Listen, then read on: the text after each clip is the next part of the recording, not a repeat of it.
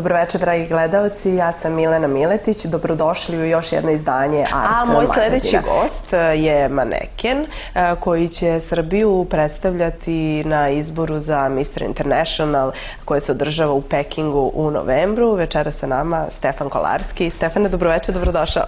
Dobroveče, Milena, hvala. Bolje vas našao. I naravno pozdrav našim gledalcima Art televizije. Reci mi, eto, približava se takmičenje, ima još nekih mesec dana, je li tako? Je li ima treme? Pa, moram priznati da treme nema. Ja se ovim poslom bavim 11 godina i ja se osjećam kao mašina, ja prosto treme nemam, ali moram priznati da ima neka doza pa malo uzbuđenja, adrenalina, s obzirom da putujem sam na izbor i da ne znam šta me čeka. Tako je, da. A reci mi, jel postoji neka posebna priprema? Jel se pripremaš za ovo takmičenje? Pa ne postoji neka posebno specijalna priprema. Standardno kao i pred svako slikanje nešto. Ne znam, teretana, evo, skoro sam krenuo baš aktivno u teretanu, puštam sad kosu, izbjegavam solarijem i tako. Znači moraš sve to da ispoštuješ? Pa mora, da. I ishrana, ali tako poseban režim? Da.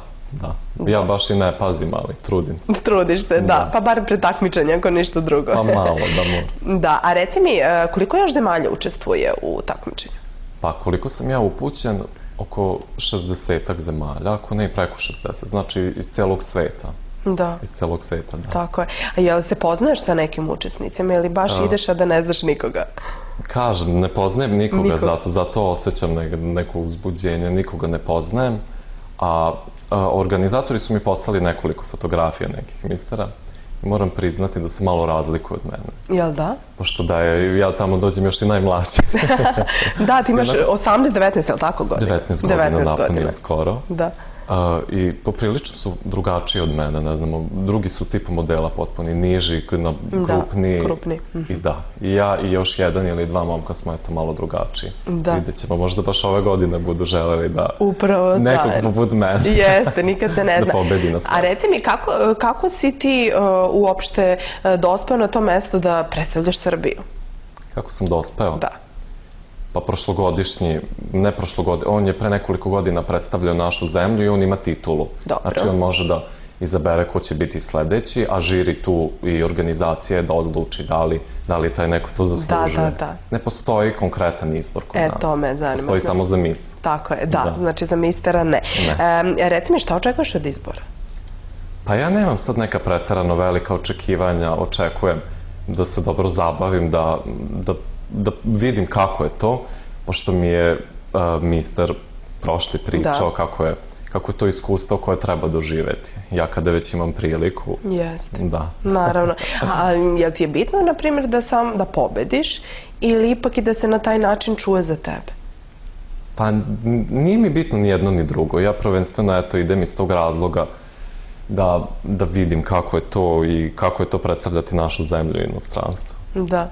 A reci mi, u kom smislu može ovo takmičenje da ti pomogne? Hoćeš imati više posla u tom nekom smislu? Pa, stvarno ne znam, ali se nadam. Verovatno ću imati, s obzirom da je to svetski izbor gde ceo svet učestvuje, bukvalno pobednika svetski mediji svi prenesu. Da.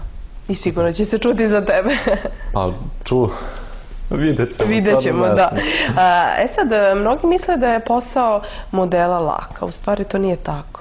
Ima dosta odricanja, stalno si u nekoj gužvi, intervjui, mediji. Pa znate kako, ja mislim da prvenstveno trebaš da se rodiš za to, zato što nije toliko teško, meni nije teško, pomalo je naporno, ali ja smatram da je modeling način života, da prosto moraš da živiš tako. Moraš non stop da budeš u nekoj formi, uvek da budeš raspoložen i uvek spreman. Naprimjer, kada sam bio sada u Milanu prošle godine, u toku dana ima od 10 do 20 castinga, kako kad. I onda neki castingsi se poklope u isto vreme, pa prosto ne možeš sve da postigneš i onda je jako naporno, jako. Da. A reci mi, eto, ti se od svoje 8. godine baviš modelingom. Jesi pomišljao da ćeš upravo Srbiju predstavljati na tako velikom takmičenju?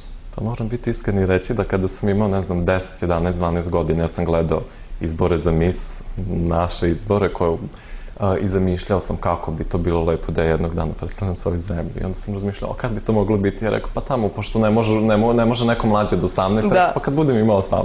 Da, eto, želja ti se ispune, tako je. A reci mi, posle izbora koji te očekuju u novembru u Pekingu, kakvi su planovi? Kakvi su planovi? Pa ja sam non stop u nekim planovima. Ne znam, do izbora još imam jedno putovanje.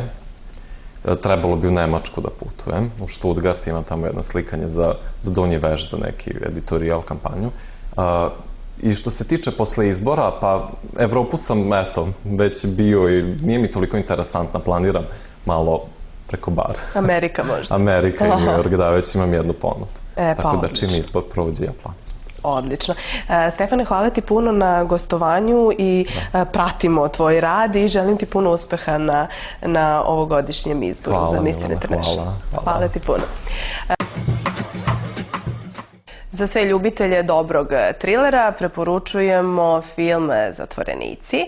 A vama, dragi gledaoci, hvala na pažnji. To bi bilo sve za večeras. Mi se vidimo sledeće subote. Laku noć i prijatno.